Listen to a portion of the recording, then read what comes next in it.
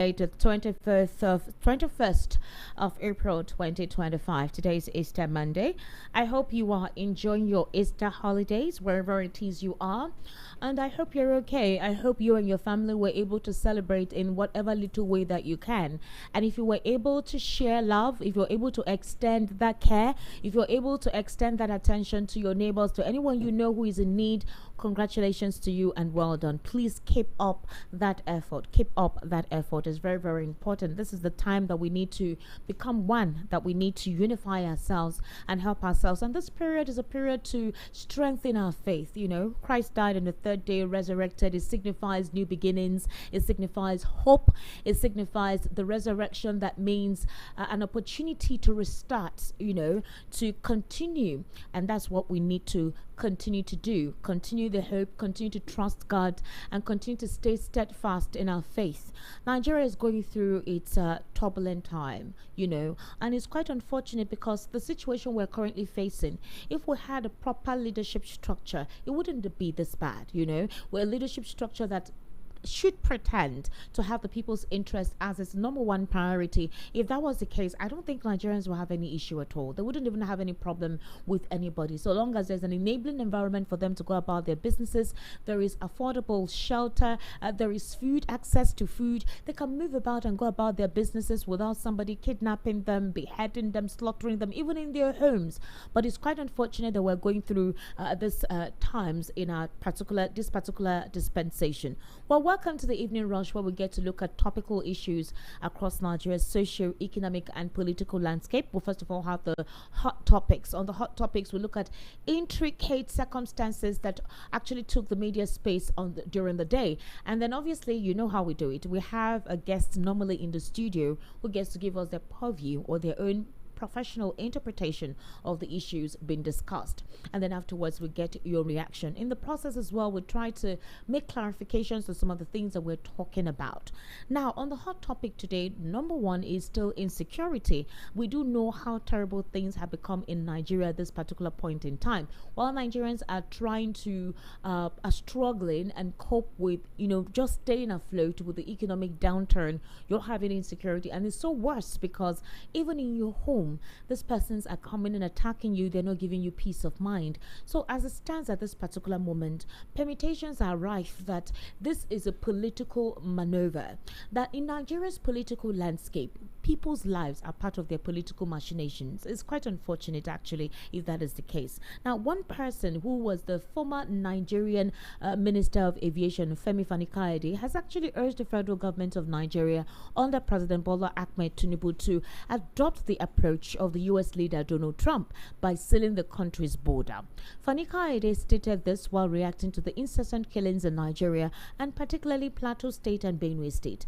Now, you know that there was a brutal assault in Zike village in Basa local government area of Plateau State, during which gunmen killed over 50 people, injuring scores, including women and children, and razing more than 40 houses. Now, the Plateau State Governor, Caleb Muftwang, called on residents in Zike village in Basa local government area to remain vigilant and defend themselves. The DSS boss, Adiola Ajayi, also made the same statement. The Emir of Kwara has also urged the citizens and those residing in the area to defend themselves. The only state that hasn't really said anything about defending themselves is Benue State. Governor Alia Hyacinth, who went to visit the area that was recently attacked by Fulani terrorists, where more than 56 bodies were recovered. And the residents were not happy. They blocked his convoy. They booed him, and they said they were not going to agree. It's quite unfortunate. While in Enugu State, some residents are complaining that Governor Peter Mba is suppressing the news about insecurity. Anytime the residents complain, the media advisors or the spokespersons of the state governors come out to decline and say it's not true, that most of the things being said in the media is untrue. Then the big question is, why are the governors in these affected states keeping quiet? Or why are they suppressing the information? What exactly are they looking for? Why don't they cry out and call out? Governor Hyacinth Alia, one person who had initially debunked the information, is now one person that is calling on the federal government to please come and intervene. In other words, he also told the federal government that he needed the security to come up with a strategy to help curtail the insecurity in Benue State. At the same time, or in the same breath, he's telling the people not to be alarmed and not to take up arms in terms of what defending themselves, that there is a synergy already on board to help the people from the federal government. In other words, before whatever it needs to be done from the federal government is done, who knows how many more persons will die. All of this is for political ambitions ahead of 2027. And like I said earlier, it's quite unfortunate that the lives of people are part of the political machinations. Now, for Kayode Fahmi, who was the former aviation minister, he is saying that the killings are sponsored by foreign elements in a bid to destabilize Nigeria and prepare ground ahead of the 2027 general election. And this was a video he posted on his verified X account. He said, "Here we go again. More killings in Nigeria, and in particular Plateau State, all being orchestrated by the usual suspects from outside the country, sending people from North Africa and the Sahel region to come and slaughter our people. They are slaughtering both Christians and Muslims, including Northerners and Southerners. They are doing this now simply because they want to destabilize Nigeria and discredit the government." Remember I said, I think earlier during the news, and I've been saying it, that the supporters of this administration believe that this is a political machination to defame the administration of President Bola Ahmed Tinubu. So a couple of Nigerians will say that they are not surprised that the presidency is taking the stance in deciding or stipulating that this is a political machination against this current administration. I want us to take a listen to President Bola Ahmed Tinubu in Chatham House in 2022 thereabout, before 2023, where the question about insecurity was asked, and I want us to hear what he had to say. A couple of persons were the ones that responded on his behalf. I remember a lot of Nigerians were saying, can the president defend his manifesto that he needs mouthpieces? The reason why I want us to listen to this is which of this format, which of these statements that was reeled out that day has commenced, specifically on insecurity. So let's take a brief listen to this, and obviously the conversation will definitely continue.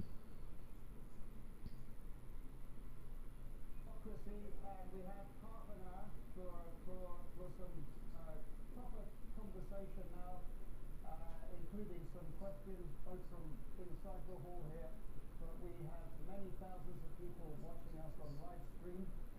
So welcome if you're on Zoom and on Facebook Live. Mr. Tinubu, I'm going to take questions in threes, so please just we'll keep track of them, but so we get reasonable number of questions then. The lady just there, please, yes. Madam, please go ahead. Second question. Right. Can I speak or stand? Stand up so people can see you. Right. Good afternoon, all. Your Excellency, wonderful. The question I wanted to ask, you have touched on briefly. My name, first of all, is Arnold David Kevin. I'm a Nigerian. You touched on security, very important issue in Nigeria. When you don't talk about how you're going to manage this, would like you to tell us how you will manage security in Nigeria. And second part of my question is loads of kidnapping of women and girls in Nigeria, rape of our young children in Nigeria. Can you tell us, Your Excellency, how this will be managed? Thank you. Thank you very much for being very precise. Mr. Tinubu, we have many questions coming in live stream about how you're going to combat terrorism and violence against women, including from Burundi and Omoyele. If you would like to answer the questions, Mr. Tinubu, please we will keep quiet and have conversation here. Thank you. Go ahead. Let me once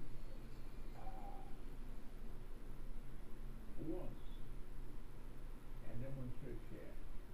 One of those philosophers I want to doctrine that I believe family is kinship,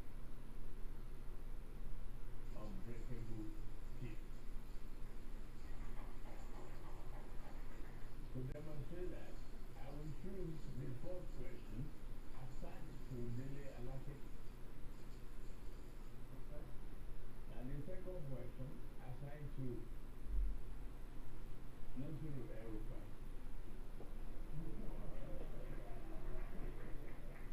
And third question assigned to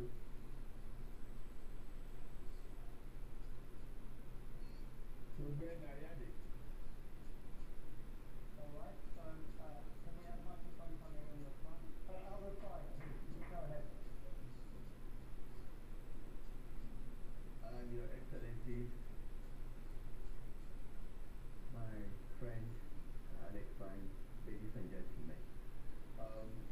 insecurity has been a big issue in Nigeria in the last 2 years, and that has affected not only rural economies, but agricultural production, commerce, and everything else. The Bola Tinubu administration will address these challenges, or whatever remains of it, after the efforts of this administration in at least 3 ways. First, policing. Nigeria has about 300,000 policemen for a population of 400 million.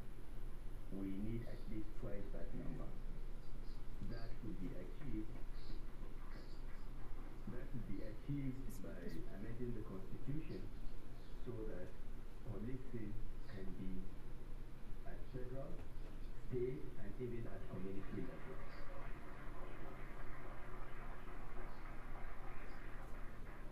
With increased security footprint, there will be less and less of criminal activity. The second step is to look at our armed forces and security architecture. Nigerian armed forces are not more than 200,000 inside the Army, Navy, the Air Force. While some countries are even looking at a space military, we are struggling with just less than 200,000 members of the armed forces for a country with a population of 200 million plus. The numbers, the equipment, the skills, and the training of the armed forces will be scaled up, will be increased rapidly to meet the asymmetric nature of the security challenges that we face. Because today, the armed forces... Okay.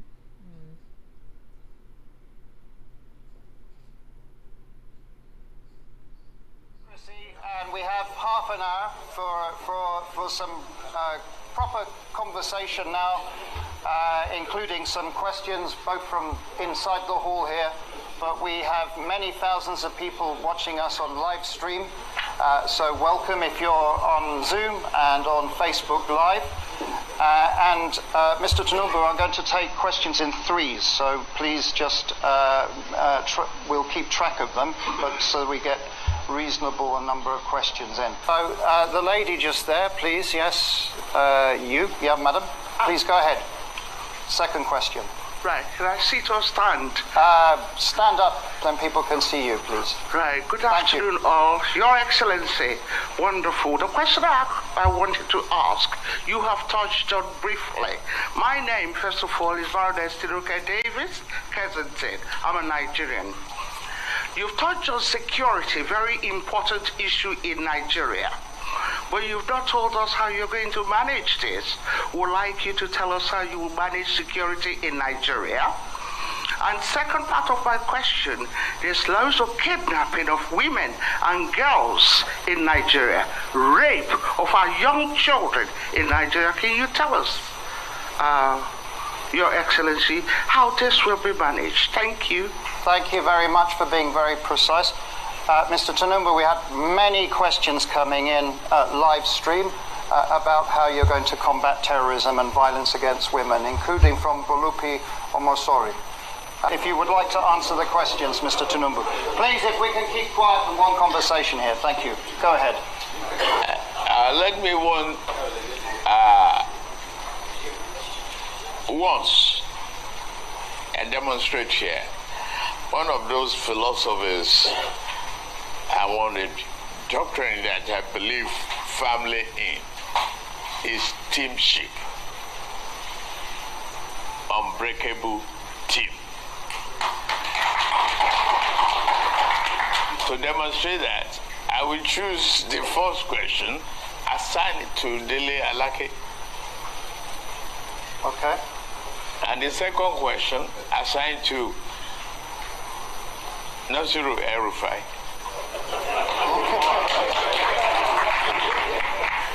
And third question, assigned to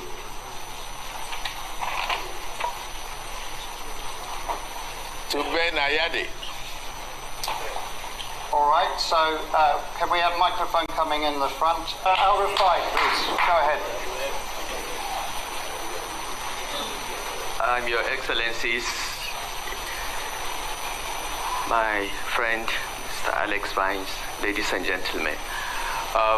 Security has been a big issue in Nigeria in the last few years, and that has affected not only rural economies, but agricultural production, commerce, and everything else. The Bola Tinubu administration will address these challenges, or whatever remains of it, after the efforts of this administration in at least 3 ways. First, policing.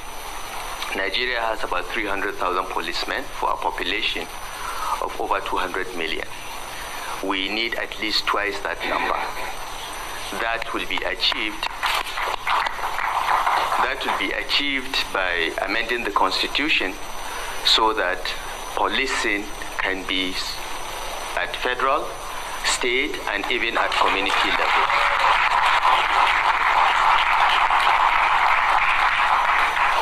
With increased security footprint, there will be less and less of criminal activity. The second step is to look at our armed forces and security architecture. Nigerian armed forces are not more than 200,000 in size, the Army, Navy, the Air Force. While some countries are even looking at a space military, we are struggling with just less than 200,000 members of the armed forces for a country with a population of 200 million plus. The numbers, the equipment, the skills, and the training of the armed forces will be scaled up, will be increased rapidly to meet the asymmetric nature of the security challenges that we face. Because today, the armed forces are not fighting with other countries, they are fighting with non-state actors, and the doctrine, the training, the numbers must change. And the Bola Tinubu administration already has a blueprint which is embedded in our action plan to address this. We'll scale up the numbers of the armed forces, we'll ramp up not only the numbers, but the training and equipment. In Nigeria, in 1967, the total size of the Nigerian army was only 10,000. Because of the civil war, within a year, we ramped it up to 250,000. So it can be done. All right, ladies and gentlemen, you just listened to Nasir Al-Rufai. This was in Chatham House. I think it was November, December 2022, before the 2023 general elections, when the president went to Chatham House to actually talk about, have a conversation with Nigerians in diaspora and talk about his renewed hope agenda, his manifesto, continuity from the previous administration, which was that of former President Muhammadu Buhari. And obviously, you could hear that insecurity was one of the prevailing issues that Nigeria was facing, that was a clog in the wheel of proper administration during the previous administration. And then the president talked about teamship. And Ben Ayade, he talked about El-Rufai was going to speak on insecurity. Dele Alake, the Minister of Mines, Minerals and Mines right now. These were the persons who were in acting capacity speaking on behalf of the president. And right now I have here in the studio Barrister Dr. Chief Pastor, PhD, everything, Darlington Agumor. Good evening. How are you? Esther, how are you too? I am fine. Happy Easter to you. You are welcome. Thank you very much. Barrister Darlington, you heard El-Rufai. This was during the campaign period, although now he doesn't have the same repose and the same stance with President Bola Ahmed Tinubu. They seemed certain as to what to do about tackling insecurity, ramping up the security agencies, that is the Nigerian Navy, Nigerian Army, and the police force as well. So what has happened in the past 2 years? Why have they not applied this? Whenever anything is started with fraud, insincerity, deceit, it will not last long. What El-Rufai and Tinubu went to Chatham had to do on that day was to expose our security architecture to the whole world. Very, very deceitful. They told them how many policemen we have, how many military we have, and all what not. At the end of the day, it came to nothing. It was all deceit. Even the teamship Tinubu mentioned, Mm-hmm. is he a team player? Is it not a one-man show? Everybody in Nigeria knows today that Tinubu is running a one-man show. So where is the teamship? You can see everything this particular party and their leaders have told Nigeria is on the reverse. No sincerity. Eh? Do you know that these people he assigned the question thrown to him, they were not prepared for such things. They were not prepared for that question. That was why they were just rambling. Eh? El-Rufai, in particular, what he did in Kaduna as a governor, is it in tandem with what he said at Chatham House? I don't know whether they entered the room and swore to deceit, swore to double standard, swore to fraud. And Nigerians are hailing them. Look at those people clapping there. That was why they took them there. Whenever Tinubu opened his mouth, they start clapping. Even when they don't know what he was saying, they will clap. And the man was here feeling big, feeling on top of the world. Okay, after all the propaganda and after all the deceit, the job has come. Oya, do it. Do the job now. It's a problem. He's always abroad with one excuse or the other. Meanwhile, the job, the work is at home. So, my dear, I am not surprised. That's what they are known for. APC. Anything that has passed through APC, go and check. You can never trust them. Lie is their middle name. Lie. All the things they said at Chatham House now, which of them is in place now? Esther, can you tell me? Was it not the Central who said that he would recruit 50 million Nigerian youth into the army? 50 million. How many has he recruited to curb insecurity? You can see now. It's not as if the money is not there. We have 10 times the money to recruit 1 million security agents in Nigeria. But this money is in private pockets. If they recruit them, how would they pay them and they have enough for their own selfish interest, selfish agenda?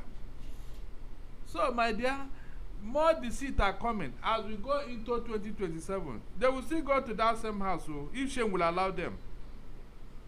If shame will allow Tinubu and they will go to Chatham House to go and give them their scorecard and tell them all the lies over there. Well, the president traveled, and part of the travel was to do what you call a deep reflection in his 2 years. On May 29, President Bola Ahmed Tinubu's administration will be 2 years. Just last week, the CPC, that is the Buhari arm of the political party that merged with the Action Congress of Nigeria, then there are permutations and they're disgruntled, all right, with President Bola Ahmed Tinubu. Now, one of them in the Monitor television program recently said that he was invited, that this whole thing that is currently happening is not something that they are saying is because of the economy. That is something that they have started planning since last year. He said when he came, he saw some members of the CPC in that particular meeting, and even some of them that were expelled. He wondered why they were there. And in that particular place, there were complaints about the administration of President Bola Ahmed Tinubu. They were looking for a means through which they would not supposedly withdraw their support for him, all right, specifically towards 2027.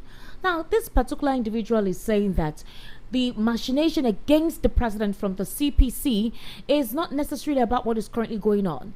It's supposedly something that started since last year, that some certain oligarchs are not just happy that power is not within their region.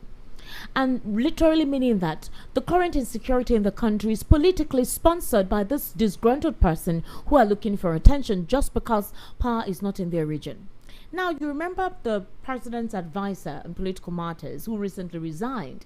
He said in response to Bayo Onanuga that his response was very weak, based on that the North will eventually say who they will support for 2027. He literally said that they will no longer go along the lines of ethnicity, religion. It will be all about competence. He literally discredited this administration, discredited the 2 years of the president, and literally made mention of some of the things that this administration has done. He debunked them that they were not true. So the question is this: where you're having opposition members support the president, where you're having some certain groups claiming that they're part of the obedient movement who are collapsing to join the support base of the president. What are these individuals seeing that certain individuals are not seeing, and they're complaining about this administration if those ones are lauding it?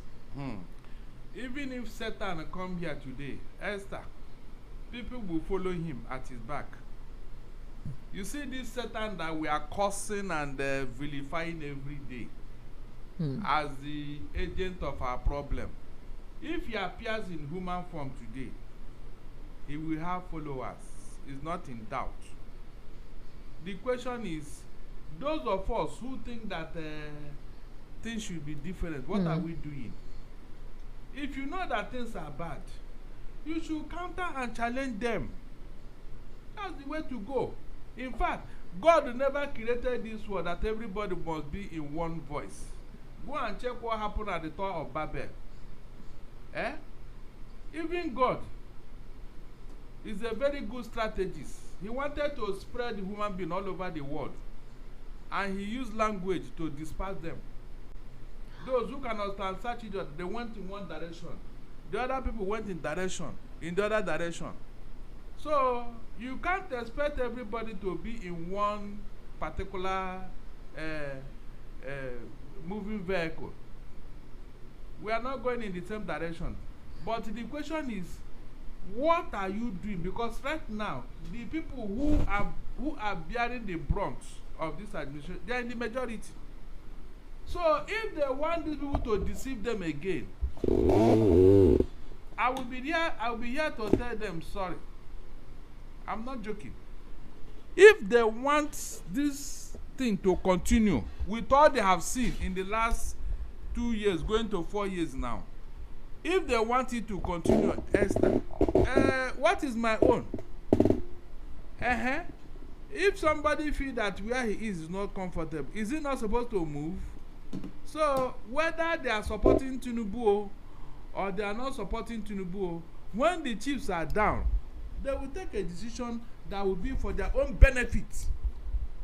That is what I'm saying. All the people that are supporting and running around Tinubu, if you ask them now, why are you supporting Tinubu? Let him continue. We just want him to finish his term. He must do 8 years, since Buhari did 8 years. That's the only reason they will give you, nothing else. That is the only reason. The same thing they told us about Buhari when we wanted to vote him out in after his 4 years. They said let him continue for continuity. So you can see that human beings are very terrible to manage. Very terrible. I'm talking of full-grown men, people that went to school, people you think that they are intelligent. When you see their behavior and their action, you ask yourself, are these really the people that God created, or they fell from somewhere? Because you can't add it up. A man will sacrifice an entire generation, an entire destiny, an entire region for his own selfish interest, and that man will tell you that he is a man, and people will be clapping. The same people that he is dealing with, they'll be clapping for him. That is the only thing that happened to humankind after Jesus Christ. So I am not surprised. It happened in 2015 when they betrayed Jonathan. Are they not regretting it today? So it's the same thing now. If they now go ahead and betray Nigerian people for whatever reason, my dear, you will be here to see the results.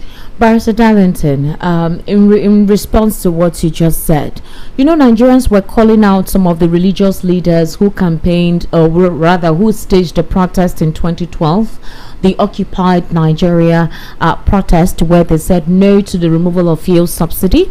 All right. And you recall that Nigerians were calling, where are these religious leaders who were complaining about the spate of insecurity during the administration of Goodluck Ebele Jonathan? They mentioned their names. One of such persons that was called upon was Pastor Tunde Bakare. Now, during the weekend, Pastor Tunde Bakare actually disclosed, and said that this administration gradually going into a state of tyranny, sliding into tyranny. Pastor Tunde Bakare was part of the CPC. All right. Now, persons were waiting, where is his response to what is going on in the country? And the presidency was quick to react. to him, to what he said. They acknowledged him during his Easter Sunday sermon, where he criticized the government for worsening economic hardship and descent into tyranny and abuse of power, But reacting on his behalf, Daniel Obala, the special advisor to the president on policy communication, described Pastor Bakare's sermon as a speech of quite, according to what he said that his sermon was not quite objective. Now, he said he gave his general opinion on events and decisions of government. He critiqued certain policies and applauded some. He further offered his suggestions on the way forward, and that importantly, he acknowledged the successes and strides of the president and his administration. Now, Bakare, who noted the stark contrast between the present legislature and past assemblies, which had once stood up against executive overreach. Now, this is a complaint that a lot of persons have been talking about. And Okonkwo Pierce said the same thing, that there is too much power vested, on the federal government, specifically on the executive, that is the president. You have the National Assembly not asking questions, not saying anything, and signing off to anything that comes from the executive. You would have expected that the National Assembly would have called for a sit-in and summoned all the executives of the Nigerian security agencies to respond as to why we're experiencing worsening insecurity. You would have expected a Daniel Obala, a Bayo Ononuga, since they've been the ones responding for the president since he traveled to abroad for the past 2 weeks, to react to the spate of insecurity in some certain states. But no, nothing has been said. But any political stalwarts who comes out to criticize the administration of the president, they are quick to respond. What is the priority of this persons working for the government? They don't have any priority. The only priority is on your mandate we stand.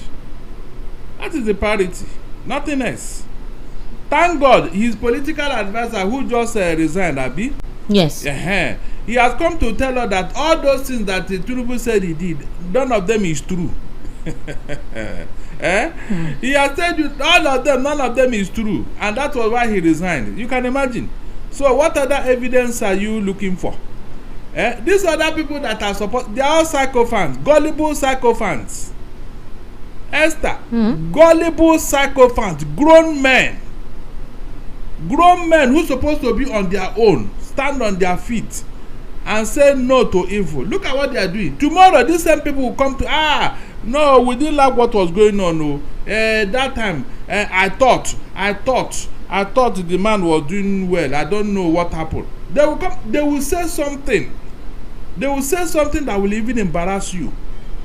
Barrister Darlington, I want us to take a listen to Daniel Obala. This same Daniel Obala who responded to Pastor Tunde Bakare's sermon concerning the state of Nigeria as it stands now. I want you to listen to him when he was within the PDP, and one of the things he said describing President Bola Ahmed Tinubu's antecedent, especially when he was the governor of Lagos State. Let's take a brief listen to him.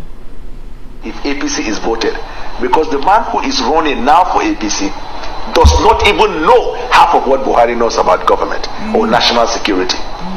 If you have the time, I will tell you more about what they are campaigning with as an agenda or as a rhetoric that he did well in Lagos. I will tell you, between 1999 to 2007, if you take out context, he actually performed worse than some governors in Nigeria, because the Lagos that they say he did, he improved the revenue, he only collected tax. All the infrastructure needed for a state or in fact a country to develop was on ground. Lagos used to be the Nigerian national capital. Before Nigeria was formed, Lagos was a colony. You have all the infrastructure for economic development. As what you didn't establish them. There was seaport, there was airport, you have commercial activity, all the embassies are there, so transaction with foreign envoys is in Lagos, all the hotels are there, headquartered in Lagos, all the banks are headquartered in Lagos, all security apparatus, every facility and infrastructure for economic development was in Lagos. He didn't bring them. Asiwaju did not invite or introduce or brought to Lagos any serious foreign investor or domestic investor. And these revenues we are talking about that they claim he has generated, we are on. It's just that the government didn't have the infrastructure in collecting those. So what he did throughout this period was to collect tax. That's what they claim by revenue. And even then, the reason he did that was because the company that was collecting the tax, the company is allegedly traceable to him. So if you pick a man on the street and you tell him, I want you to collect us in a given area, your percentage is 30%, he will be optimal. he will be highly effective. This is the summary. But let me tell you what he did in Lagos. One, he attempted to destroy democracy. He wanted to introduce what we call monarchical democracy, a democracy that is not reflected by the will and wishes of the people, but reflected by the choice of a man, and people should run around it. He introduced the concept in politics in Nigeria that we call take the queue, follow the queue. He was the only governor in Nigeria that during the period of 7 years he has had to impeach his deputy governors 3 times and change them. He's the only politician in Nigeria that nobody wins under his tutelage unless the person is chained or positioned by him. You don't win by the popularity that you carry or because you have idea, but whether he has approved you. That is one. Two, the House of Assembly in Lagos throughout his period never had the independence. This is the man you say he promotes democracy. Never had the independence. In fact, when allegedly the drug conviction in Chicago was alleged, to have, happened, and then Ganifa was all over the place that he should be checked, he should be probed, he should be prosecuted. The House of Assembly sat down. They had no business doing that. They said they cleared him. That they did a finding and they cleared it. On what premise? The same Festus Keyamo, who is the spokesman now, went to court around the time to challenge the decision of the House of Assembly. Do I now detour to tell you about Festus Keyamo and Lalong? I was in APC when I was canvassing for vote for Asiwaju. Lalong was doing Amechi, Festus Keyamo was doing Amechi. All the negative narrative that is built in the air against Asiwaju were pushed by Festus Keyamo. They don't believe in Asiwaju. They are just there on contract. Festus Keyamo was the one that peddled the idea that Asiwaju had Pakistan. Festus Keyamo was the one that peddled the idea that Asiwaju had baggages. The worst about Festus Keyamo was that he was even oscillating like a pendulum between the vice president and and Amechi. Suddenly, Festus Keyamo has come to talk about Asiwaju he didn't believe. The greatest mistake Asiwaju has made in constituting his campaign structure was to choose the people that did not and still don't believe in him. So is that not ironical that this same man is now speaking on behalf of the president? Do you think the president literally wanted to embarrass Daniel Omoyele? Because I don't know how you will swallow your vomit. You literally described the president, the person you're working with. Look at all the things you said. And all the persons mentioned are actually working for the president. Festus Keyamo is working for the president.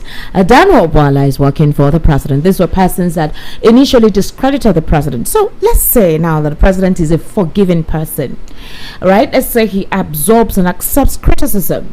How do you think this makes of those who criticize his administration that indeed, if you're given the right offer, you will change the song that you're singing? I mean, I don't know if you understand what I am saying. So this is the Daniel Omoyele speaking on behalf of the president, slamming down El-Rufai, one of the persons they worked with, during the 2022 campaign season, slamming down Peter Obi on a very, very daily basis. Even spoke against Atiku Abubakar, his former principal. Where are we heading here? Have you read the 48 Laws of Power? Yes, sir, I have read it. Or that of the Godfather. Tinubu, just like Tunde Bakare said, is tilting towards a mafia-style administration. The earlier you bring your opponents, your opposition, closer to you, the better, so that you keep an eye on him. Okay. Yes, that is what the mafia lord does.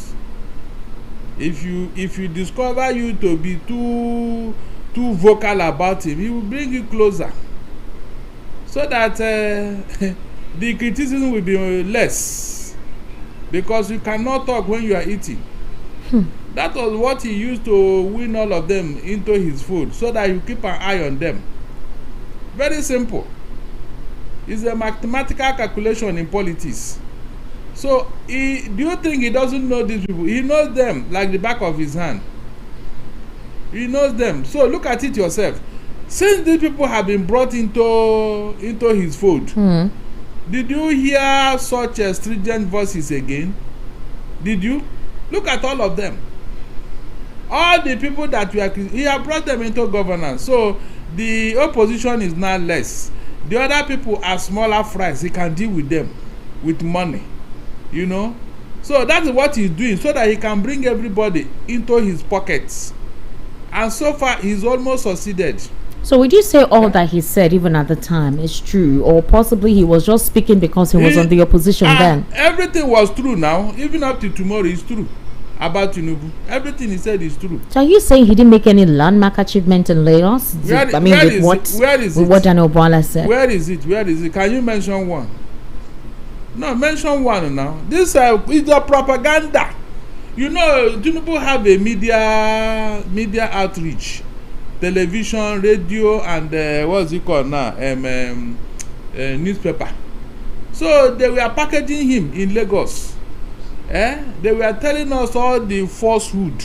But don't you think, according to what a lot of the supporters will say, that it's too soon to judge him, to judge exactly what his administration is all about? Just please, 2 years. Please, don't just 2 years. That it's too soon to judge him. Don't say that, please. Don't ever try that. What if by tomorrow or next week or next month we begin to see some light? In our parlance, they say morning shows the day. Morning shows the day. I want to ask you a question.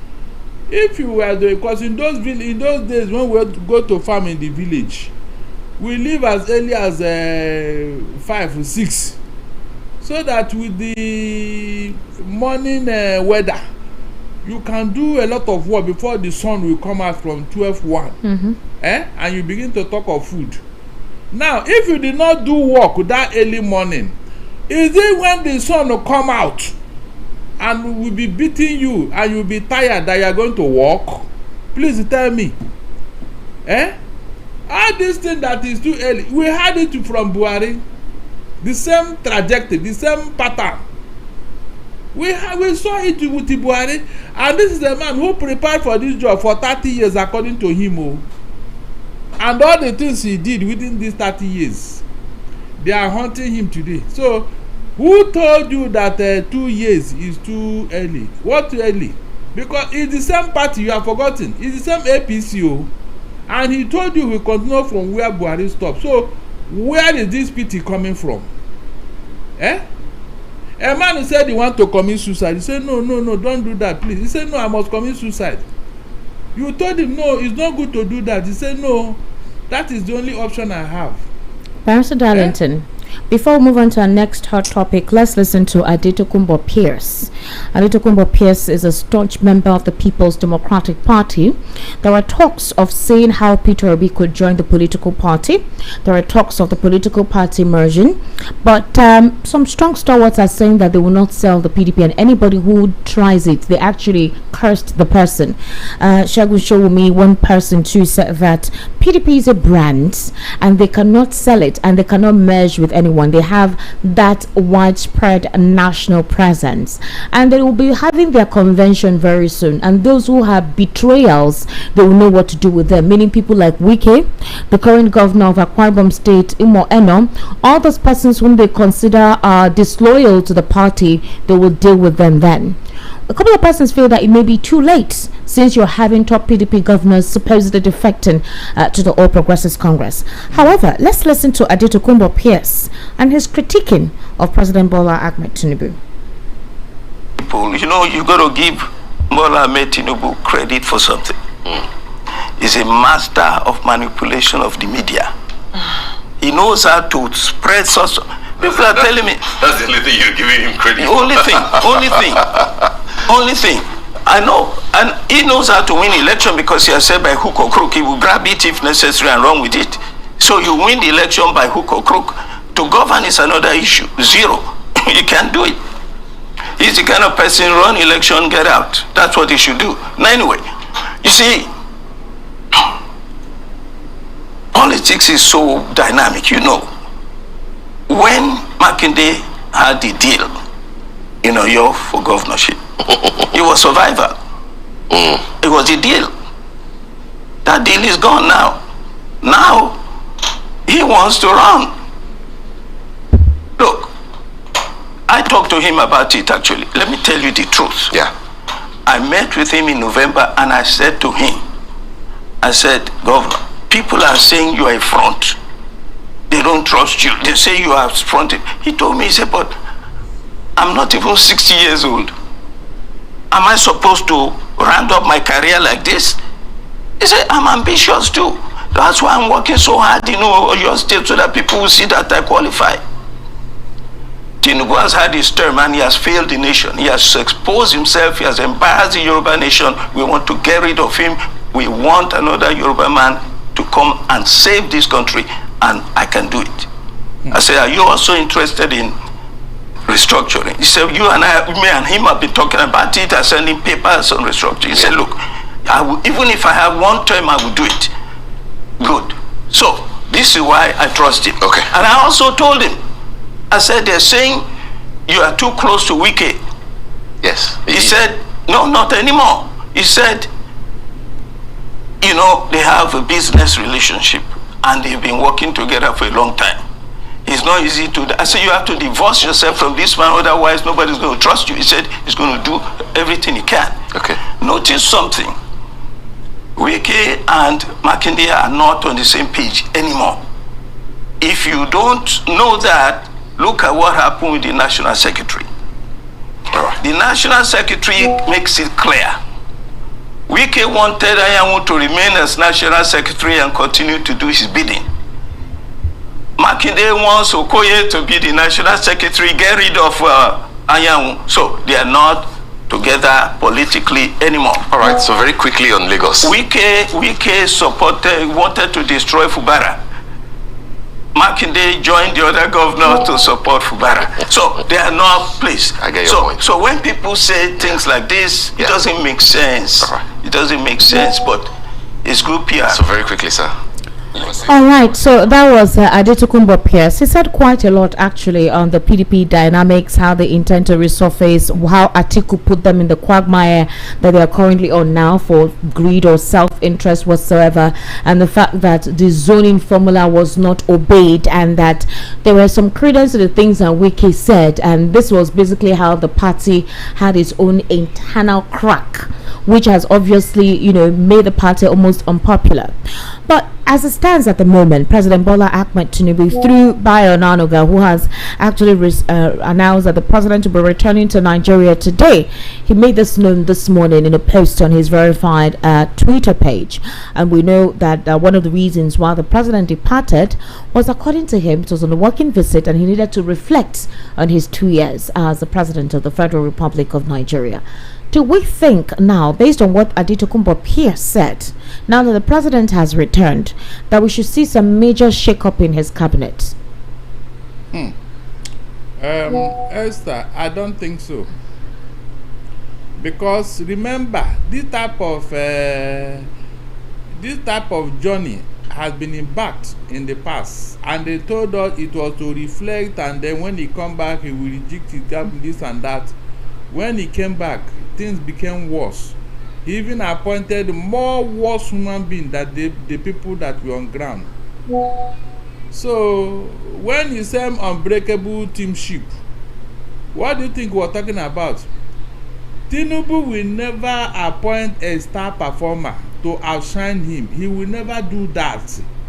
Get it clear. It is a cardinal sin for you to outperform your godfather. That was why he was changing his deputies in Lagos. Because most of the deputies are professional to the core. In fact, why he removed that Madam Akerele? Well, because the Accountants Association in Nigeria, they wanted to come and honor Tinubu, since he said he read accountancy at Chicago State University. And the woman said, okay, let us see your certificate and all that. That was where the problem started. And that woman, I learned she's a qualified accountant. She was wondering that no, she was the one that blew the lead open, that no, this man, he doesn't have any certificate. And those people went back. That thing did not work. That was where their problem started. I was thinking that Tinubu would say, look at my certificate. He didn't bring out anything. He didn't bring out anything. And so anybody that wants to outshine Tinubu is an enemy. He's an enemy. He wanted those he will keep in check. Those who have baggages. Those who have skeletons in their cupboard. That is the only way he feel he can be comfortable, because those people will not have the guts to challenge him or to do anything unto us. So, Barrister, why are we having political permutations in 2025 when there are glaring issues that needs to be dealt with? There is no shelter. There is a deterioration in our healthcare. Education is really very poor. It's deteriorating. The economic compass is not what it used to be. A lot of investors are not, coming in.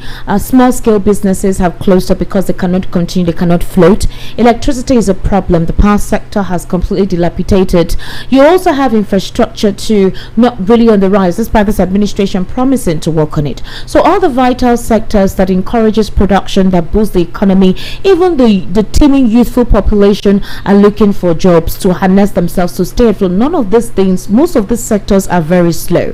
Why are these political party members, the speakers, the spokespersons of this administration not addressing these issues? Why is everything about 2027? Politics, strategies, checking the chessboard, people, bloodshed being part of the game. Everything right now is all about the game. 2025 is still ahead. We still have a couple of months to go with it. 2026 is still there. Why is the administration not addressing these issues? Reform in most of the critical sectors, reforming the EFCC, reforming INEC as an institution for our elections, reforming our security, specifically the police. Why are conversations not on these issues? Why about 2027? Esther, can you give what you don't have? Were you not here when some of us, especially me, from day one, I never believed in these people, and they called me names? No, Barrister, you have never seen anything positive, even if it's something positive. The only time you said something positive was in the case of Natasha. Oh, really? When you said the house did what they did right. So, will you not believe me? Hold on. Can you contradict me now? So, if there is a prophet, I am one. By the way, why are you not calling me prophet? I said it. I said everything that is. I saw it. I said it. But gullible Nigerian did not. Even as of today, Esther, some people are still dancing around this man. Look at what is going on. All because of what? Belle force. Belle for what I will eat. Go and check Esau in the Bible. Who sold his birthright for a plate of food? Did he get that right back? No. Forever and ever, Esau lost his birthright because of a plate of food. These same people that are selling Nigeria for a plate of food, where will they be tomorrow when the chips are down? Esther, what will they tell their children tomorrow? It's like that. So it's not every man that is wearing trousers that is a man. No, it's not. The biggest business in Nigeria today is politics. Just look for one area where you will attach yourself, so that money will be coming from there, and you'll be singing the praises of Tinubu. Meanwhile, your generation back home in the village, they are dying. Your family, they are dying. Why you only you have been selected and you think you are making progress? You can imagine. That's what they do. They will look for somebody somewhere, pick him up, raise him, empower him, give him all the money, support him, and you'll be singing the praises of something that is not good. All right, Barrister Darlington, we need to open the phone lines and get reaction. But finally, Omoyele Sowore is alleging that Kenneth Okonkwo is actually working for President Bola Ahmed Tinubu. He alleged that Kenneth Okonkwo was one of the persons the Ruling All Progressives Congress used to destabilize opposition against President Bola Ahmed Tinubu. In fact, this was a statement he made today while he was reacting to a statement from the former Labour Party chieftain. Okonkwo on Sunday said that anyone against planned coalition to unseat President Tinubu in 2027 must be the president's agent. The People's Democratic Party Governors Forum, in a communique after their last week's meeting in Ibadan, Oyo State, distanced the party from coalition talks ahead of 2027 being championed by party's former presidential candidate Atiku Abubakar. The Nollywood legend stressed that the opposition has failed to live up to their expectations. He noted that a coalition would be the best tactic to oust APC in 2027. In reaction to Okonkwo's Okonkwos words, Sowore claimed that most of the politicians championing coalition against Tinubu work for him. He said they have resumed their gimmicks. Meanwhile, they are the ones the APC is utilizing to eradicate genuine opposition to Bola Tinubu's terrible regime. Kenneth Okonkwo originated from APC, joined Labour Party, and departed suddenly after the election because they didn't want to fight the man they claimed stole their mandate. Many of them, elected Labour Party personnel, joined APC. Not even those previously from the People's Democratic Party returned to their former swamp. They are forming a spurious coalition, feigning interest in ousting a man they are all clandestinely supported. You remember Governor Eno made the same statement that a lot of them go to Aso Rock in the night, but during the day they are saying something else. That it's better for him to come out and publicly declare. And then Sowore did not end there. He had a lot to say about Peter Obi. I would have loved to play that particular clip, but we do not have time. How do you quickly react to this? So I open the phone lines. It is like that. The man that is manipulating him, he's good at that. Who is which man is manipulating who? The president. Listen very well. In 2011, when they were to contest this election against Jonathan. Okay. You remember what happened? A day to that election, Tinubu was seen at Aso Rock. He was seen Aso Rock. Where he went to sell Rubadu. He sold Rubadu that night. He sold Ribadu. Yes, he sold it because that was the candidate for ACN. Oh, Ribadu. Now the NSA chief. Yeah, exactly. Oh, okay. He sold him. And the following day, when the election proper started, what we are hearing is Jonathan for president. Then in Lagos here, they were mentioning the name of the governor who contested under that platform. So Tinubu is good at such things, and that was what he has sold to this other. So are you agreeing with what Sowore is saying against Kenneth Okonkwo?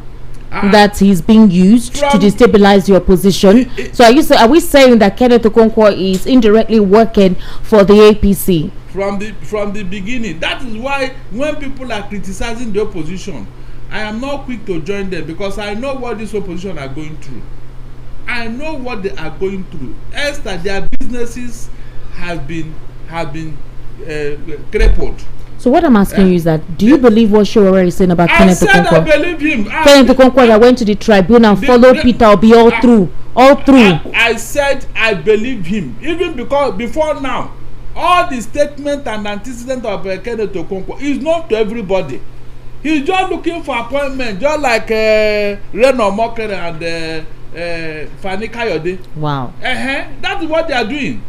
Just to sing the praises of Tinubu, immediately he notices you. You'll be given ambassadorial position. But right now, Kenneth Okonkwo is not speaking the praises of Tinubu. He has really distanced himself from the APC. He has said a lot of disdainful comments about the president. You just played the Boala here now. Yes. You just played him. If such a man could be joined with Tinubu, who else will not? I said everything now is around Tinubu. But how can you agree with? A lot of people also believe that Sowore is working for the president. When his own cases show up too, we'll talk about it. You his case always shows up. Sowore has said a lot of things about this administration. Listen very well. When a pregnancy is up to 6 months, you can't hide it. You can't hide it. Whatever is their game plan, at the end of the day, all of us will see it. So I am not doubting anybody who is saying it, because if you check now, everything is at the center in Abuja. Anybody that wants to remain want to stay alive, you must support APC. That's just the truth. So any other person that is playing double standard, go and check. He is there to play the spoiler somehow, or he's allowed to play the spoiler. But when the chiefs are down, your secret will be revealed now. You can't hide it for too long. Whether you are playing a double agent, or you are playing the spoiler, or you are not sincere. Wouldn't you consider to wait and hear from Kenneth Okonkwo on his response to what Sowore said before you adduce or conclude that Sowore is saying the right thing? What he did when he left Labour Party tells me a lot. If it were you, with what was going on in the Labour Party, would you be happy to stay there? Why would I be? Hold on. Why would I even listen to him? Because you are the one that contributed to the problem of Labour Party. Explain, please. How did he contribute to the problem of Labour Party? You now left the party and went aside and criticized the same party. No, now, Barrister, how did he contribute to the problem of Labour Party? What role did he play? He supported Peter Obi. He all through the tribunal period, he was with them. He tried to support them in light through the media, castigated the opposition until issues began with Aburi. And he said, according to him, he was waiting for Peter Obi to step in to resolve it. But when he saw nothing was happening, he had to step out because he could see what was happening with the party, which we can see already. It's a lie. Why didn't he stay with Peter Obi? Esther, why didn't Kenneth Okonkwo stay with Peter Obi? Did Peter Obi defect to any party? Has he defected to anyone? Tell me. Why couldn't he? This is a party member, a party leader. He should have stayed and helped Peter Obi to manage the crisis in the Labour Party. But you remember this Nanadu Usman committee after they went to meet the INEC chair to recognize the Nanadu Usman committee after the Supreme Court ruling, where Peter Obi, Alex Otti, and a couple of top executives of the Opidia movement and the Labour Party met. We saw Kenneth Okonkwo as part of that meeting. We saw him attend. So would you, if he has said he is no longer a part of the Labour Party, don't you think he came there in support of Peter Obi? Look, there are people that we call mole. Okay. And they are deliberately planted among you to be getting information and all that. So, and when money is coming, forget it. Okay. You see money. There's nothing money cannot do. The root of all evil. The moment the man that have a deep pocket is ready to dole it out, there is nothing he cannot do. He can even win the devil to his side. So I am not surprised. Our money that they said there's no money, we now know where it is going to. And some people or somebody is using it for his own selfish interest. Anybody that is becoming difficult, they will approach him with money and buy him over. Because I keep asking myself, if you say you are supporting Tinubu, please, what is that thing that made you to support him? Nobody has been able to tell me. Nothing.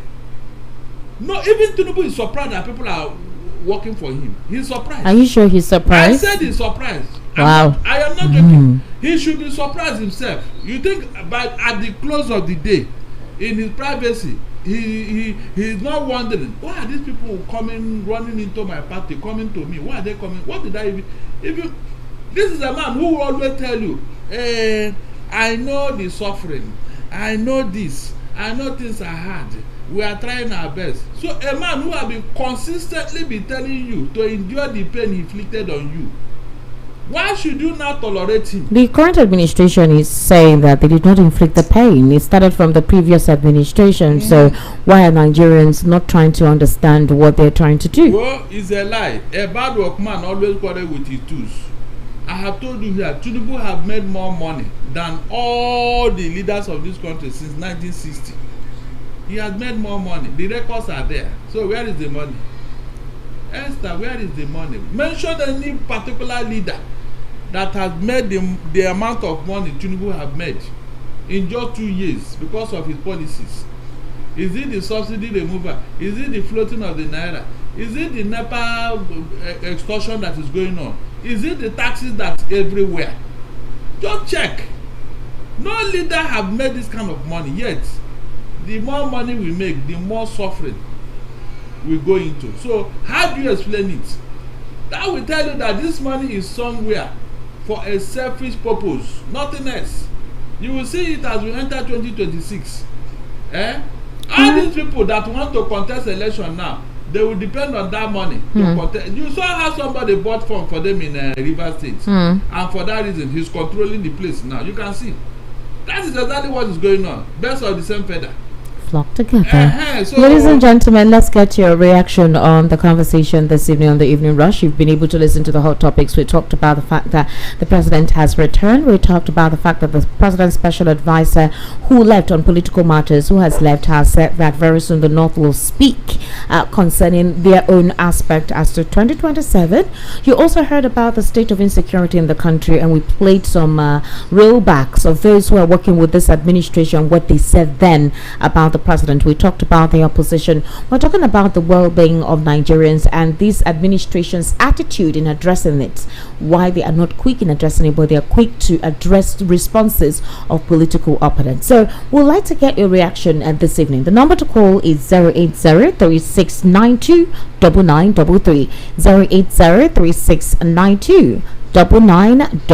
The WhatsApp number is 0817-1756-338. All right, that's basically the number. Hello, good evening. How are you? Hello, Esther. Hello, Joval. Good evening. Happy Easter to you. Good evening. Good Same evening. to you, long time. Yes, sir, long time. Good evening, Barrister Darlington, the Prophet Darlington. Jova, how are you? You are give you that title, Prophet Darlington. Good evening, Joval, sir. for the sake of our listeners who are listening for the first time, where are you calling us from? All right, my name is Joval, and I'm calling from Igondo Axis. All right, please go ahead. Now, Esther, Sir? whether we like it or not, people like Daniel Bwala, I am not surprised. You know why? Why? He went to Arise TV while he was invited to come, and there was this allegation that he will never show up that first time he became a convert. So he went there, and Rufai posed a question to him. It was almost like a fracas. You need to watch it. Do you know the answer he gave? No. He said because he was in opposition then, he could say anything against this government. Yes, no. But today he is for the government, So that he will never say anything against this government. Esther, that's it. he that pays the piper will always dictate the tune. Of course. So, Daniel Bwala was a hungry man, permit me to use that word. Eventually he got food. So what do you expect? I wonder. So I'm not surprised. The same thing ditto to Kenneth Okonkwo, who was expecting that when Peter Obi becomes the president, Yes, they will make him the spokesman. Exactly. He will become either the do the function of Bayonanuga today in whatever Labour Party. That was his target. Exactly. If not, Esther, if you believe in something, you will die for that thing. Exactly. You will stay with that thing. Peter Obi had not moved. Go and watch the comments that Peter Obi made when Kenneth Okonkwo defected back to his original party. Peter Obi was asked, and go and watch what he said about Kenneth Okonkwo. Then the flimsy excuse that Kenneth Okonkwo gave for him to defect from Labour Party, it was too flimsy, because he says that Peter Obi could not lift his hand to do anything. Was he expecting Peter Obi to engulf himself in a fight between Arabambi and Papa and then Julius Abure? Peter Obi followed the law, and today he is victorious about it. The obedience believe in Peter Obi, and they believe in him. They no longer believe in Kenneth Okonkwo. So I believe in what Sowore said, that Kenneth Okonkwo is working for Tinubu. The president is back. Did he tell us where he went to now? All is about power show. To all credit to Fela Adekola Pokuti, is about power show. There's nothing. That woman today, I've forgotten her name, who came onto the televisions then in Arise TV and channels to say that Tinubu invited her in London, that he had no plans to run this country as the president. He doesn't even know what to do. The woman is today vindicated because another woman came out to attack her that she was a liar. Tell me, Esther, 2 years after, has anything happened? Has Nigeria moved from where today, in case you don't know, they lied to us that bag of rice was coming down. A bag of rice today is about 80-something thousand, Esther. Petrol is now around 10 naira, 925 naira per liter. So where are we? How much is dollar? We are not seeing any improvement. And by next year, what is it called? Campaign will begin. There's no governance for the past 2 years. Good evening, gentlemen. Good evening, Joval. Thank you very much for calling. 080-3692-9933. That's the number to call. Hello, good evening. How are you? Uncle, I'm Obina from Ekotun. Obina from Ekotun. Please go ahead, Obina. My brother Darlington. Is it everybody that can buy with money? You that I know very well. Nobody can buy with money. Forget what happened in 2023. So it's not everybody that you can buy. come and prove how you take win the election. Or some people carry their shoulder up and say, "Are we still in power?" And then die the matter. So for me, Labour Party not have any problem at all. Exactly. Thank you. Yes. Thank you very much. 080-3692-9933. 080-3692-9933. Hello, good evening. How are you? Esther! How are you? Hello. Good evening. Good evening, Rami. Remy. Papa, Remy. How many times did I call you? Papa, I give it time. I will take you to World Cup too. Papa, don't worry. Papa, I'm picking matter. Okay. You see, thanks for a good job as always. Yes. Esther, Sir. I've got this analogy for Lagos. Okay. Lagos is like, the story of Lagos is like the story of a very hardworking rich woman Okay. that got married to a very lazy man.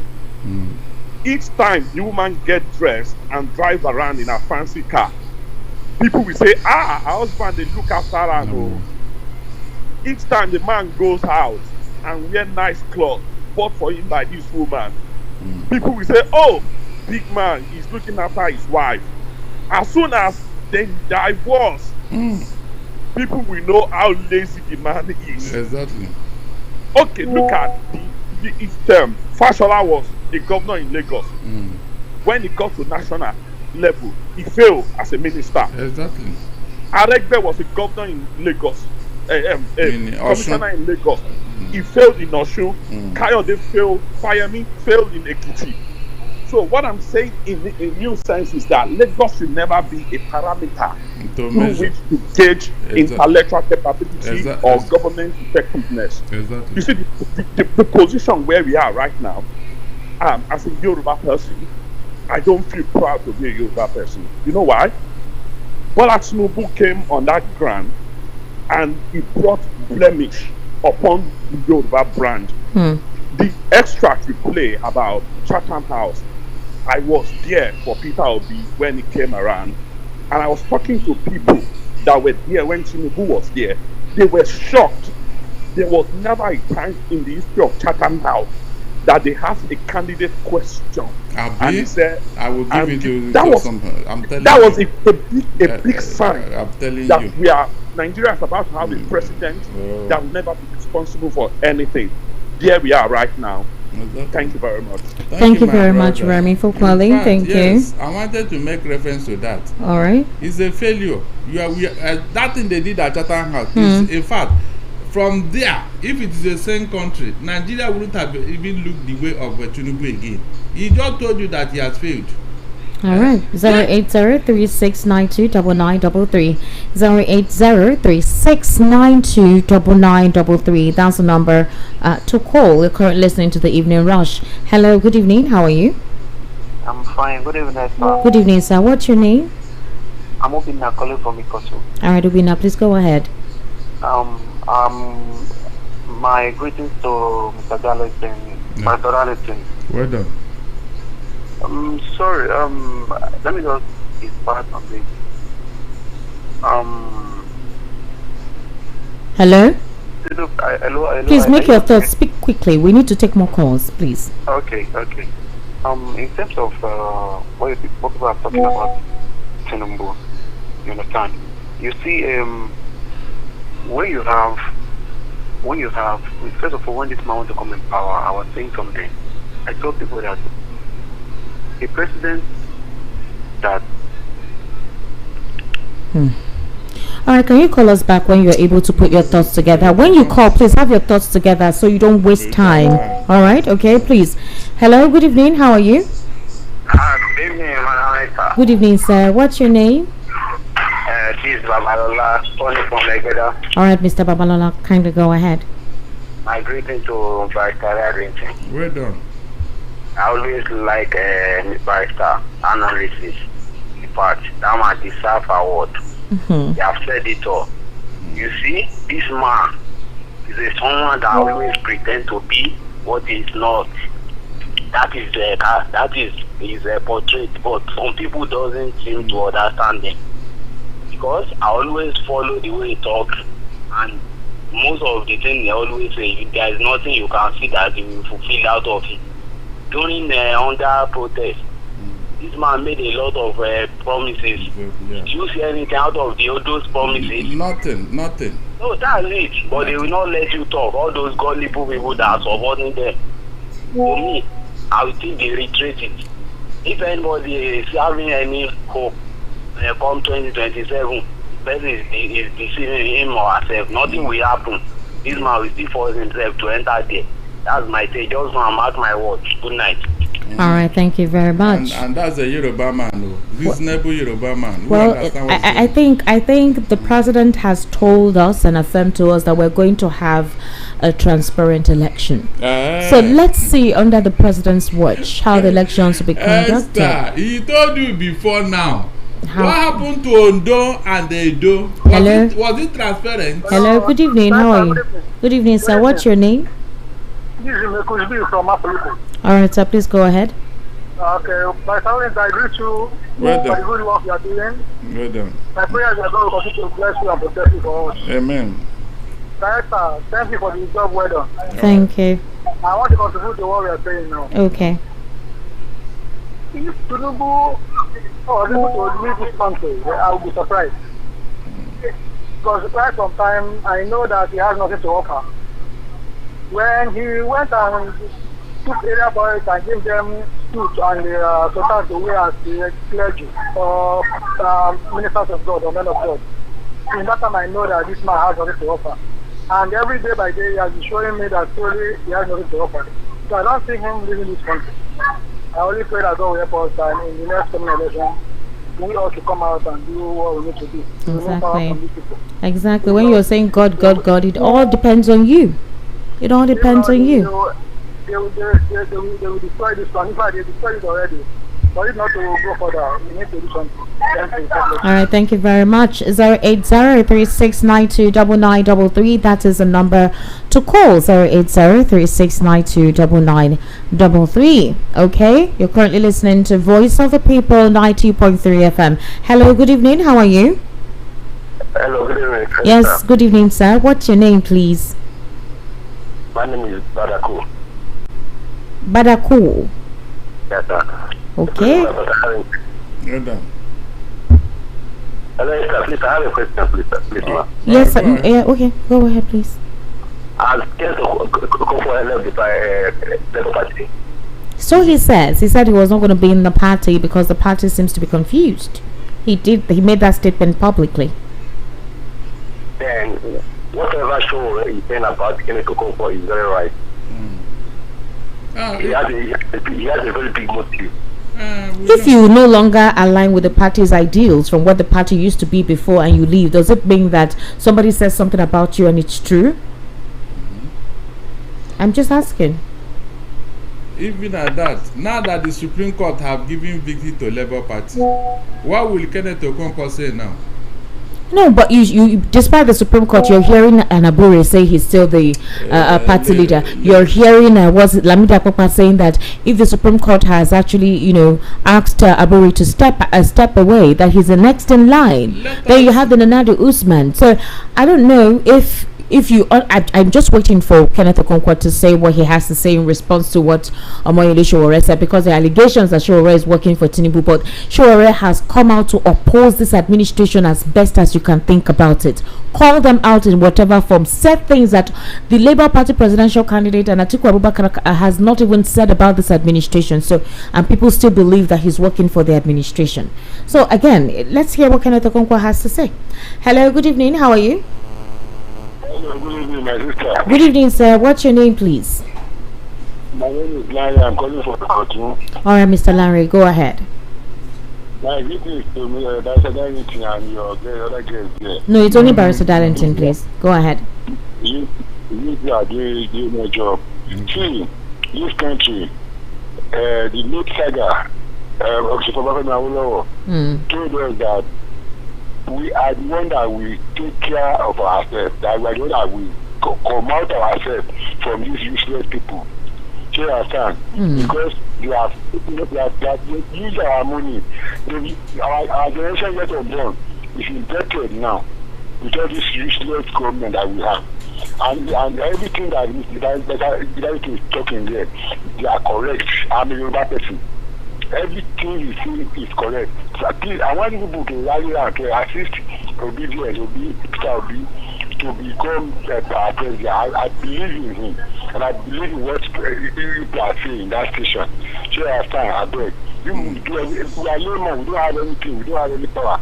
But people that have voice and they can talk, please, you will do everything possible to ensure that we get to that promised land. Thank you. Thank you, All right. brother. We can only advocate for good governance, and any candidate who would actually make sure that good governance is propagated is what we'll talk about. So we're not supporting anybody. We're not aligning with any political actor or any person in the political arena. All we are asking for is proper governance. Those in government should do what they are meant to do. Perform your responsibility. Let the people be happy. At least that's all we're advocating. Okay. Hello, good evening. How are you? Hello. Hello. Good evening. How are you? Hello. Hello. Yes, good evening. Please project better. How are you? Yeah. People said that he would not rob anybody. That's it. He said Nigeria is too big. Granted. That type of person, he has already reached to the horizon. He cannot do more than what he's doing now, even the 20 years coming. Okay, thank you very much. 08036929933 08036929933. Please, I would implore you that when you call, just have your thoughts in order. Okay, so you say what you have to say, and then we can take all the calls. All right, thank you very much. Hello, good evening. Evening, my sister Esther. How are you, sir? Are you on the road? Yes. All right, what's your name, please? Evening, my sister. What's your name? What is your name? Okay, it's Larry calling you from Ikeja. All right, sir. Quickly, please, be fast. Go ahead, because you're on the road. Yeah, one thing, you're supposed to play that Pastor Bakare voice message. You're supposed to play it for us.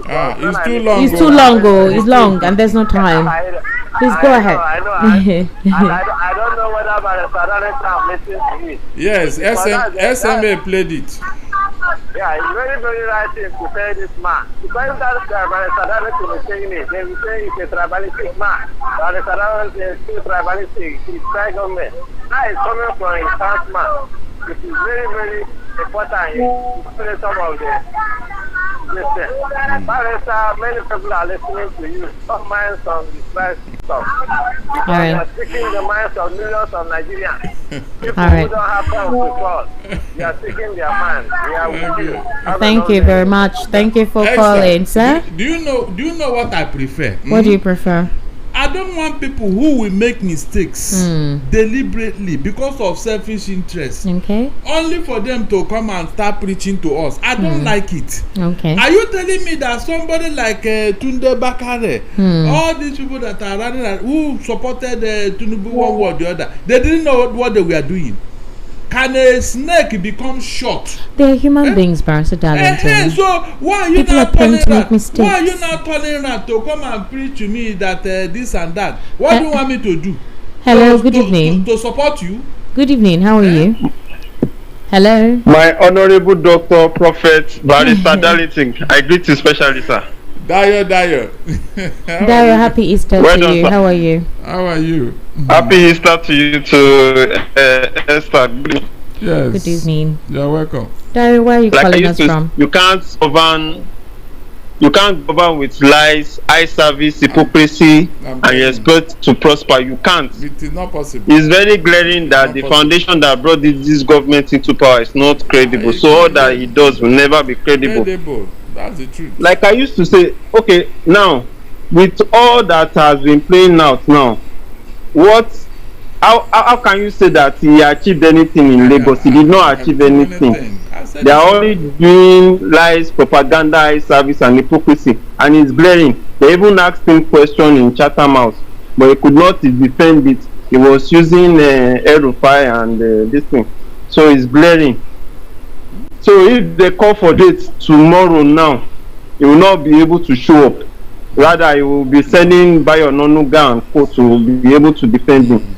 So you can't. It's glaring that these people, they don't have anything to offer. They are just using all these lies and propaganda to cover up.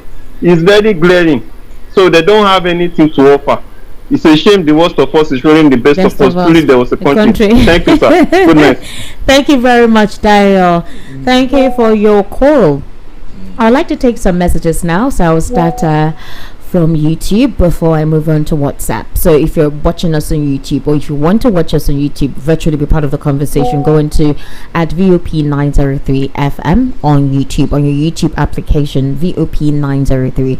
We're streaming live there. So I'd like to take some messages. Let me start from the YouTube there. This person says, good evening. Yes, good evening to you. Thank you very much. You said the volume is very low. I think we've been able to resolve it now. Thank you very much for that. Engineer Ola, all right, thank you. We've been able to resolve that. Increase the volume. Most of you, increase the volume. We have been able to do that, I suppose. We actually have good volume now. This person says, Onibody, Nigeria amalgamation 1914 expired. Where? Expired when? Okay, let's say this. Pastor Vanity Van Gogh, my sister Esther and my brother Darlington imagine hypocritical Can sending condolences to Rome and expressing deep sadness on Pope's death while they were deaf and blind over killings all over Nigeria. Ude says, the voice of reasoning, I admire you, my brother. Ayino Bamboye says, we're just in the wrong hands. Ike says, Esther, my loving sister, my beloved Mr. Darlington, I use this means to wish you all a happy Easter and God's protection. Amen. Ike from Canal Estate Okota, thank you. Okay, Albanus, Esther and Barrister Darlington, God bless you people, thank you. Stephen Chibos, how can a sick man deliver and secure a sick country? All right, Yomi, if Sowore is working for Tinubu, would he undermine him at the same time? No one around currently has undermined PBAT's administration other than Sowore. Cut the crap. Sowore isn't working for PBAT.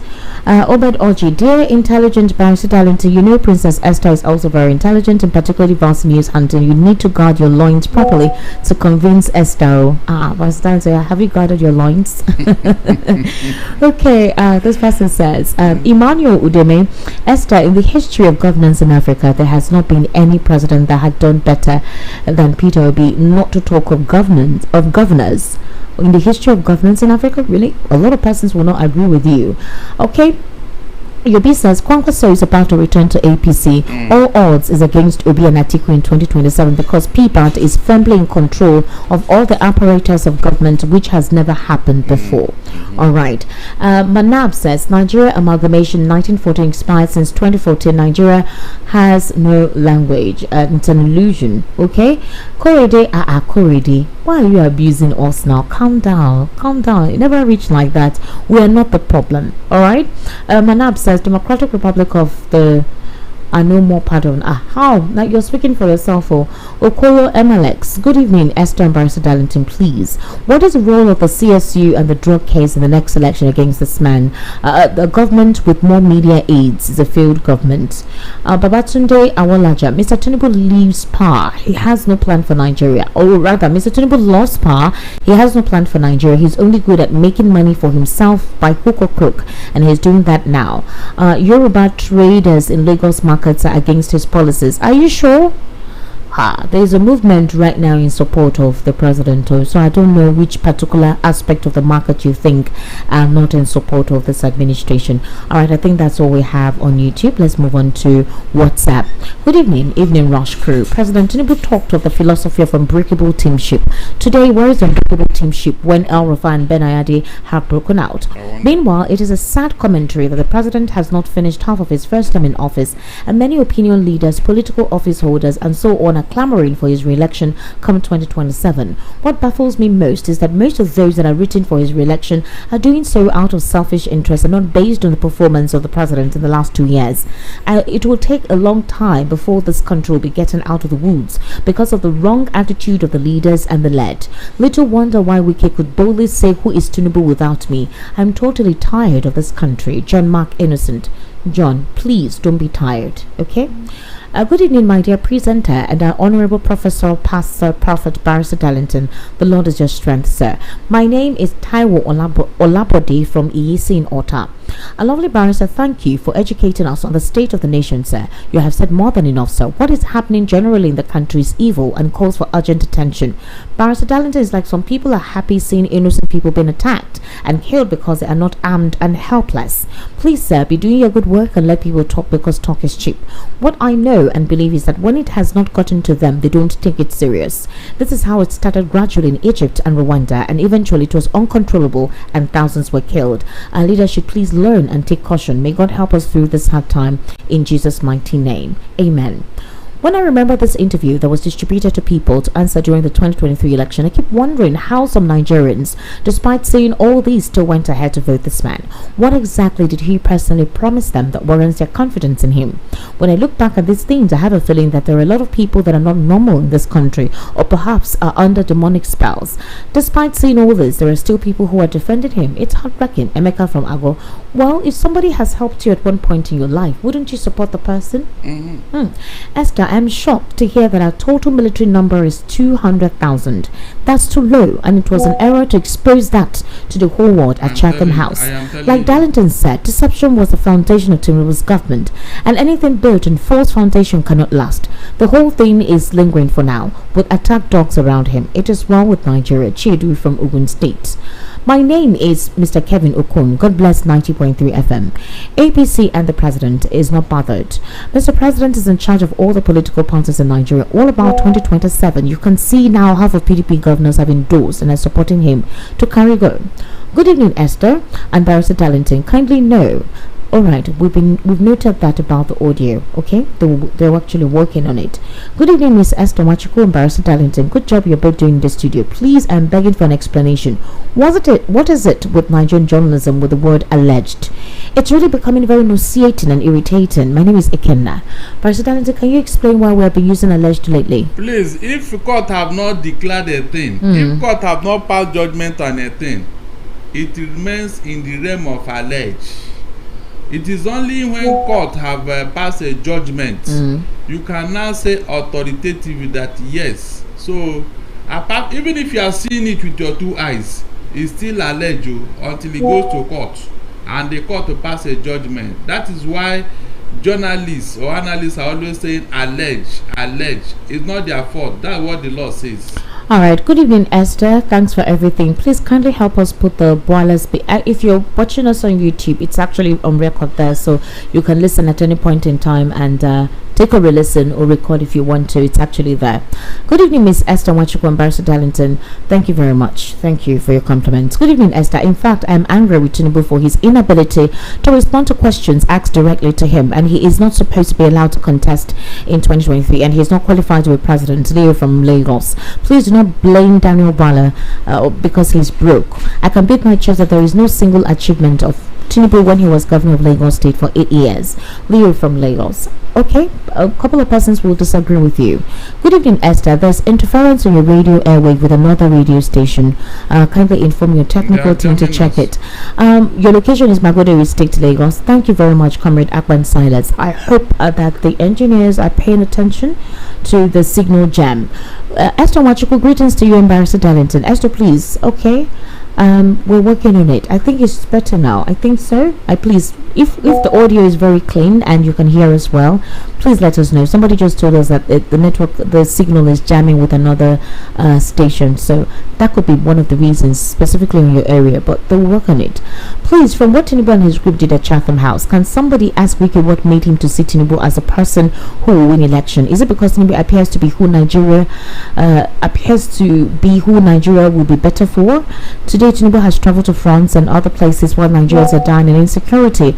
Just simply, Wike is playing selfish politics. It's not painful to who heard Wike brag. Chamara from Agbara. All right. Anybody who says that obedience and now supporting Tinubu doesn't know obedience, because obedience can't perform well, not even to support someone who has tried and failed as Tinubu has failed Nigerians right now. Chairman from Akbara. Okay, we will hear from Yunus Atanko based on that particular formation that said they're now working with the president's campaign team. Good evening, Esther. Well done. Greetings and happy Easter to you and Barrister Darlington. Please, can you or Barrister Darlington confirm, if appropriate, for a question directed to a president be redirected back to his team members? Can that happen in a country where things are done in the right way? Sowore to me from Egbeda. All right, Barrister Darlington, can you respond to that? It is never proper because you are the one. In fact, that day when this thing happened, in fact, I said it on this platform, Nigeria is in trouble. Is it Tinubu that will be in that, or that is contesting to that office, or El-Rufai or Dela Alake? If I were there, I would not answer the question. I would say, Mr. President or Your Excellency, the question is for you, not for me. You are the one who is contesting. But the president said teamship, and they did what he said. He said teamship. No. You can only do that when you have entered office. Okay. And then you appoint those people to go and do work. Right now, you are the one campaigning. You should answer questions so that it will come from your mouth. All right. But unknown to them. Okay, after all the lies, where is the teamship now? Good evening, Nigerians. You cannot force yourself into a house through the window just because you want to claim the house. Until Nigerians want this country to be better, it wouldn't. She cuts from Itira. Good evening, Esther and Barrister Darlington. If Mr. Darlington is asking for where Tinubu kept the money he made from subsidy removal, you should go and ask all the 36 governors, sir, including your state governor. Please stop analyzing with a biased mind, sir, and state the fact. Tunde from Ijegu. I know. I'm not bothered. Look, the buck who starts on Tinubu's table, he should start from there to publish monthly allocation to all the states. It was done under Jonathan so that we know who is telling the truth. We were here when they told us that they gave all the governors 30 billion naira. It was only Makinde that came out and said, no, we didn't receive any 30 billion. No. Other governors kept quiet. You are hearing that they gave money. Let them publish it so that I can hold you accountable based on that money. By the way, the money you are talking about, are you aware that inflation has wiped it out? Inflation has wiped out that money, including your minimum wage. Are you aware? Good evening. Tunde, go to school. Go to school. You don't know anything. Good evening, Esther and Barrister Darlington. I'm Babeji from Oshodi saying happy Easter, Galilee days of celebrations to you all. Please, if Nigerians should be allowed to speak the truth to power. Number one, Tinubu did not build Lagos. Rather, it's Lagos that made Tinubu. Tinubu even destroyed the good foundation that Lagos once had. It was Lagos for all. Exactly. Tinubu came in and introduced a monarchical democracy system in Lagos, which wasn't what Lagos used to be. Tinubu built area boys boroughs in Lagos when Colonel Buba Marwa that came in before him tried to destroy it. Tinubu introduced disobedience against the Nigerian president and went on to create an unpermitted creation of many unlawful LCDAs in Lagos, and so on and so forth. Babiji from Oshodi. All right. Good evening, Auntie Esther. Oyebuchi Aradugo from Ojo. Please, there is a gas tanker that fell close to a filling station immediately after the Igbe-Lere Bridge, Okonkwo. Firefighters are already on ground, but let people be cautious about their movement around there. Please, if your movement is around Igbe-Lere Bridge in Okonkwo, please, I don't know if you have an alternative route, please apply the alternative route. From this eyewitness report right now, they said that a tanker fell close to a filling station there and firefighters on ground, but that, we should be cautious. Thank you very much, Oyebuchi Aradobu, for that particular alert. God will continue to bless you, Prophet Barrister Darlington. I will always love and trust your government, sir. Oge from Satellite Town. Good evening, Queen Esther of VOP. Shakanade from Alaba, or the good Lord will heal Nigeria someday. Thank you very much. Good evening, VOP. Esther, great Barrister Darlington. He's a prophet of God. Tony Mas from Ila Samaja. Thanks. All right. Esther, your audio and colors is not clear at Bucknor here. Please do something. All right, they're working on it. Good evening. In fact, we wish to concur in the words of Dati Ahmed of the Labour Party that President Tinubu should not even offer himself and his party for re-election as president in 2027. It truly is that smart of a politician as claimed. Those that would choose to vote the APC and all that it comprises seem illiterate and foolish. The PDP has always come out formidable to announce at the 11th hour and will announce soon. Don't be fooled with the seeming divisiveness in the PDP, which is politics in itself. Exactly. The struggle for resources. Exactly. All the governors that are speaking betrayal, the objectives of the PDP shall lose in the primaries in the first instance, not to talk of coming back. The PDP shall conduct their primaries and shall announce their winners, not President Tinubu. So what's the noise about? Tojuku Adele Thompson from Obanikore. All right. Good evening, sir, ma'am. Aren't we ashamed of ourselves? Look at Ibrahim Traore. He is empowering not just people but Africa. On the other hand, we asked Tinubu questions and he couldn't answer, so he divided the question to 3 puppets. This is Americana. Good evening, Esther. I hope you had a blessed Easter Monday. I'm here with you. I would like to comment on President Bola Tinubu's appearance at Chatham House during his campaign. During the event, he was posed questions regarding insecurity in Nigeria, which he chose to delegate to others rather than providing direct responses. In my opinion, a leader's inability to articulate their vision and strategies for addressing pressing issues can be concerning. The delegation of critical questions may suggest a lack of preparedness or clarity on key policy matters. This perceived lack of direct engagement with challenging issues can have implications for public perception and confidence in leadership. He assigned one of the questions to Nasiru El-Rufai today. Where is he? Okuk from Ojo. This Barrister Darlington has never propounded any solutions for the governance, but criticism. Hasn't he done anything good? Hasn't Tinubu done anything good, Barrister Darlington? Good. Even one thing? Good. Esther, let him tell me that thing I have not offered a solution to. Let him mention that thing. When Buhari was in office, Esther, I told him that Buhari, if you want to write your name in gold among your Fulani brethren, create a state for them. All right. There is enough land in Niger State. Tell Niger State that is the size of entire Southwest. Tell them to give you at least 4,000 square kilometers of land out of their 76,000. Imagine a state the size of the entire Southwest. What do you want to do that you cannot do there? Buhari, create a state for every Fulani. Even if you are coming from the moon, go there. You have all the land, everything we provide for you. All this money we are wasting in fighting insecurity from you, we can use it to set you up. Build schools, hospital, everything. Military barrack, everything you need as a modern city. Go and do that for your people, Buhari. I said it here not once. I said it. All right. When Tinubu came, I told him, don't follow Buhari's footsteps. You will fail. You will fail. Leave tribalism alone. It will destroy your government. I didn't say all those. You didn't hear them, Abi. You did not hear them. All right, let me take this because we need to wrap up soon. Good evening, crew. Ade from Lagos. Is it not glaring that this government is not prepared for governance but borrowed to loot, state capture, wasteful and unnecessary travelings, which has not yielded any result? Opportunities that you put in the vote of your central bank, you're taxing the daylight out of Nigerians, all because of 2027 vote buying game, while you tell Nigerians to tighten their belt and to leave their luxury lifestyle, corrupt and above the law, cannot offer anything but lies, eye service, excuses, propaganda. That is why we're in this nightmare. They have turned the people to beggars and are merging in the midst of plenty and secured the country to a gangster paradise. Like Deri Farutimi said, you can't bribe yourself into power and expect development. It's a shame the worst of us is ruling the best of us. Okay. Good evening, Esther Wachuku. Is the President Bola Tinubu back to Nigeria now?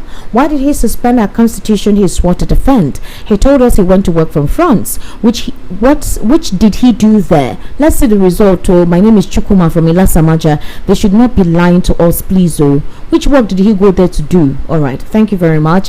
Well, he's returned according to Bayonanuga that the president was expected to return today, and it was this morning he made that tweet. So I believe that either the president is back or he'll be back by this evening. Mary from Okonkwo, from what I heard about the Chatham House, I couldn't agree less that El-Rufai is not working for Tinubu. After all, it was El-Rufai that insisted that both old and new currency should flow until after the election. Someone who said that no matter what, you must have light and not pay for estimated billings. If I don't give you light, don't vote me for second term. Exactly. Now planning to spend 10 billion naira on solar to power the Aso Rock. Sheyi cuts from Itere. Exactly. Good evening, VOP. Please, which Lagos did Tinubu build? If Tinubu built Lagos, then what will you say about late Latif Jakonde. I'm telling Tinubu you. came to fulfill John 10 verses 10. What is the president saying, for God's sake, on this vexatious behavior of the Fulani cow rearers, killing innocent citizens and wickedly destroying their farms or crops? Honestly, this will cause great violence in this country someday. Tinubu, why do you allow this to fester in this democratic setting? This is a time bomb waiting to explode one day. Stop this evil, please. Chinidu from Badagry. Gabriel is my name. Good evening, Esther Wachuku and Barrister Darlington. I greet you, sir. I have a question for both of you. Can a credible election be guaranteed in Nigeria without electoral reforms? If not, why are opposition parties hoping to win in 2027? Why are they so cold about a motion for electoral reforms? Gabriel. All right, Gabriel. Well done. Thank you very much. I hope the journalists that interviewed PBAT at Chatham House have learned their lessons. Questions meant for Tinubu were delegated to persons that failed to make the cabinet. So how do ideas from such persons benefit the administration? There should be no delegation of questions. Jude from Ota. Do you know that Boko Haram agreed to be negotiated with GEJ and named Buhari their chief negotiator? What happened today? Buhari later became the president of Nigeria.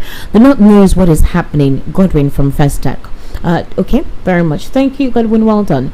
From Yemi Lagos, Darlington and his sermon of hatred. Anytime I listen to Darlington, I never do so, but because I want to learn or be informed, I do so to either amuse myself or to listen to his expression of a protracted pains which emanated from the bitter defeat of his choice candidate in 2023.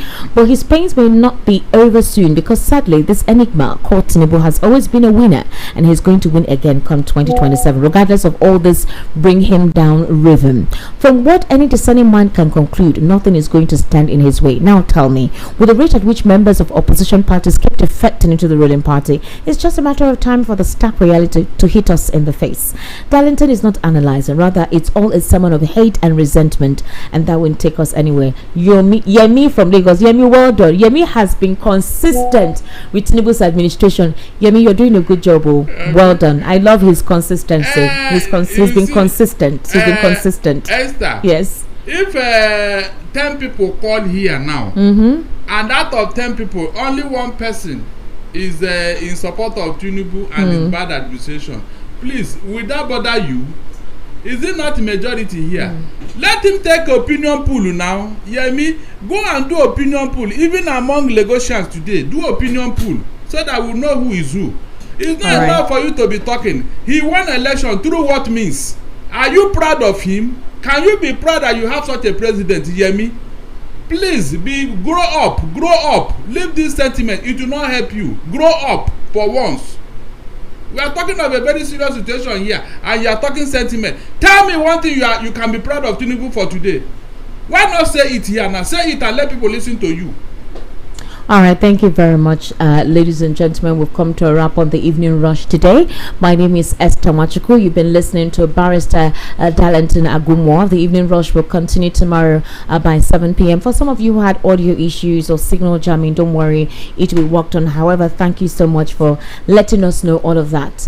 You can follow me on YouTube at Estic Media on YouTube, ESTIQMEDIA, on Instagram at Esther Nwaz, ESTANWAZ, and on X, that's Twitter. It's Esther Wachuku as well. So you guys have an amazing evening. Happy Easter to you. Bye for now and see you tomorrow. Barrister Darlington, happy Easter to you.